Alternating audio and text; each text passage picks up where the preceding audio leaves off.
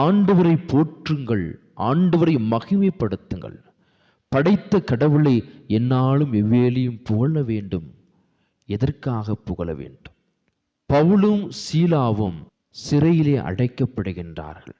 சிறையிலே அடைக்கப்படுகின்ற பொழுது நள்ளிரவில் அவர்கள் ஆண்டவரை நோக்கி புகழ்கின்றார்கள். அவர் நள்ளிரவிலே அவர்கள் புகழ்கின்ற பொழுது என்ன நடக்குது அப்படின்னா, அந்த சிறை கதவுகள் திறக்கப்படுகின்றன, சங்கிலி உடைகிறது. ஆண்டவரை புகழ்கின்றார்கள். எரிகோவை பார்க்கின்றோம். எரிகோ மதில்கள் சூழ்ந்து மிகப்பெரிய அரண்மனை போல சூழ்ந்து அடைக்கப்பட்டிருக்கிறது. இந்த மக்கள், கடவுளுடைய மக்கள் வருகின்றார்கள், உள்ள வரணும். அந்த வழியாத்தான் அவர்கள் வாக்களிக்கப்பட்ட தேசத்திற்கு செல்ல முடியும். ஆனால் அடைக்கப்பட்டிருக்கிறது. உடனே எப்படி அதை உடைப்பது? அவர்கள் கடப்பாரையும் மம்பட்டியும் போட்டு உடைச்சாலா? இல்லை. என்ன செஞ்சாங்க? அந்த சுவரை சுற்றி அவர்கள் ஆடி பாடி ஆண்டவரை புகழ்ந்து கொண்டே சென்றார்கள். அப்போது என்ன ஆகின்றது? 7வது நாள் அவர்கள் எக்காலம் ஊதிக்கொண்டு ஆண்டவரை புகழ்கின்ற பொழுது, போற்றுகின்ற பொழுது அந்த சுவர்கள் உடைந்து கீழே விழுகின்றன. இப்படி பல இடங்களில் சவுல் பார்த்தோம்னா, சவுலுக்கு பேய் பிடிக்கும். இரவெல்லாம் அவனால் தூங்க முடியாது. சவுல் அரசனால் இரவெல்லாம் தூங்க முடியாது. என்ன செஞ்சான்?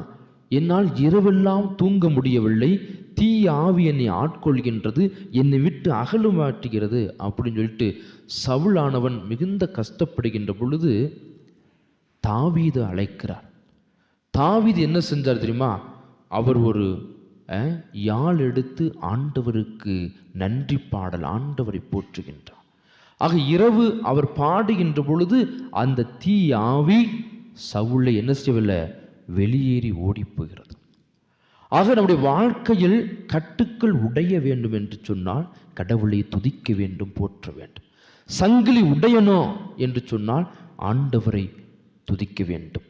வாழ்க்கையில் ஆசீர்வாதத்தை பெறணும், இரக்கத்தை பெறணும் என்று சொன்னால் அந்த கடவுளை மகிமைப்படுத்துகின்ற பொழுது, கடவுளை ஆர்ப்பரிக்கின்ற பொழுது, அவரை துதிக்கின்ற பொழுது, போற்றுகின்ற பொழுது நம் வாழ்க்கையிலே இருக்கின்ற பலவிதமான கட்டுக்கள் உடையும், சங்கடங்கள் தீரும், ஆசீர்வாதம் பெறும்.